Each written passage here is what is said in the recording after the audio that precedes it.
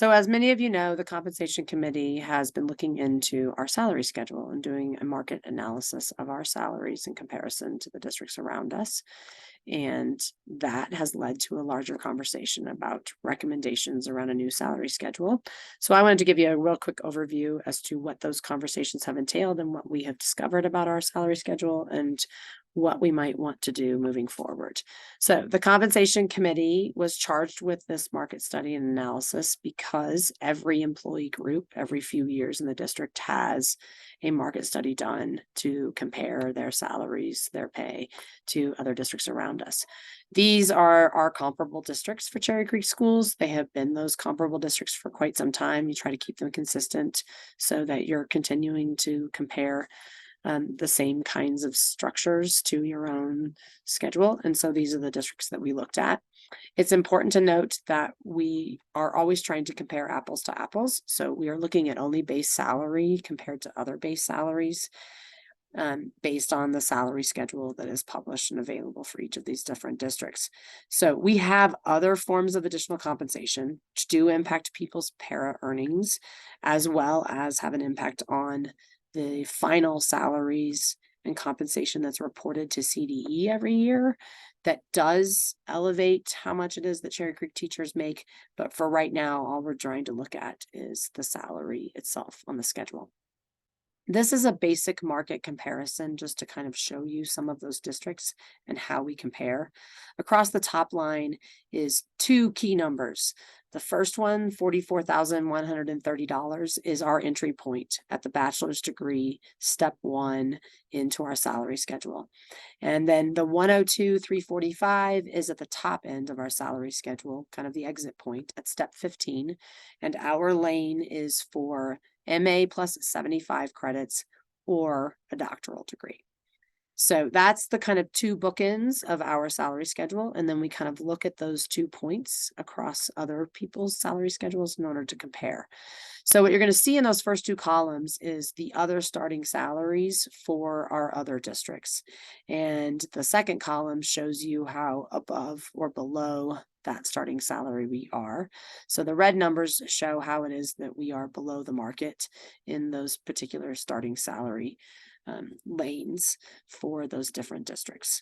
So we are fairly close to the bottom, as you can see. And then as you go over to the next lane, what I did was try to show where you would need to be in those other districts in order to reach at least $102,345. Some of these schedules go beyond that number and they make more than that. And there are other steps above and beyond what's listed here. And then others don't have a number beyond 102,345 because their salary schedule maxes out at that point. So if you were to look at DPS, for instance, in order to reach the magical box that's above 102,345, it would be in their doctoral lane at step 18. In Aurora, it's step 24 in their doctoral lane to get to about where we are at step 15 with or without a doctorate. And then if you go down from there, you'll see Jeffco, Douglas County. They max out at 93,000 and some change. And it takes you in Jeffco 29 years to get there. And in Douglas County is 25 years. If you look at the two middle districts, Westminster and Boulder, that's where we usually see where we kind of fall behind a little bit in terms of our salary schedules.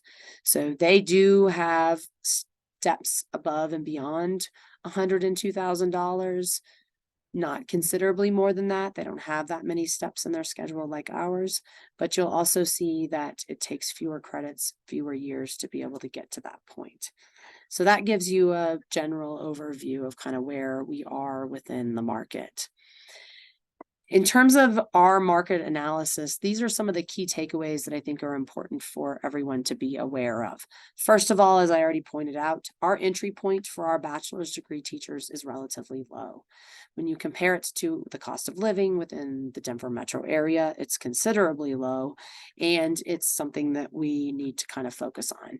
We see that other districts around us have been starting to target that at least $50,000 mark for their entry level pay. And so that may be something that we need to look at. Educators, though, in Cherry Creek are able to build their base faster.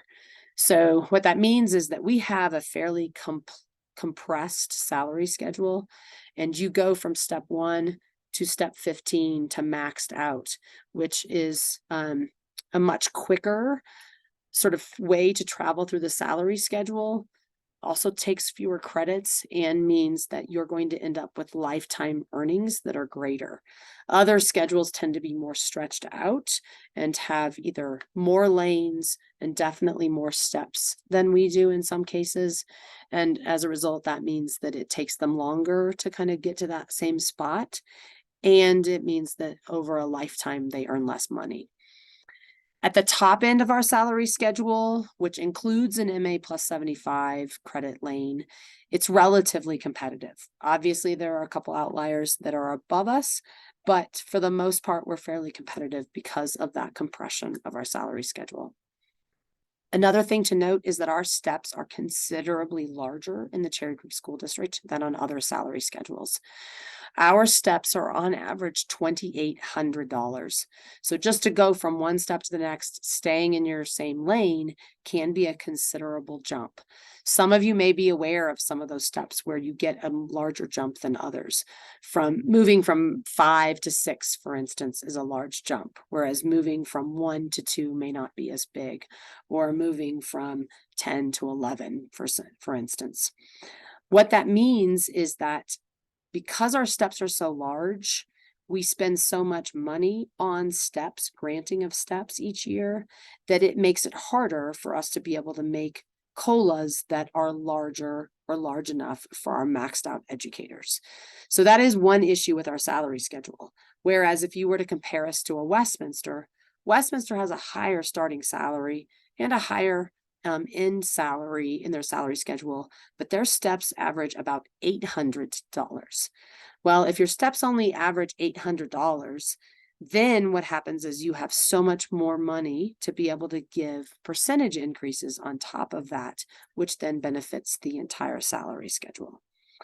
And in addition to that, our steps are vastly different, as I said. So even though it's $2,800 on average, not everybody feels $2,800. Some people feel $1,400. Some people feel zero, depending on where they are on the salary schedule.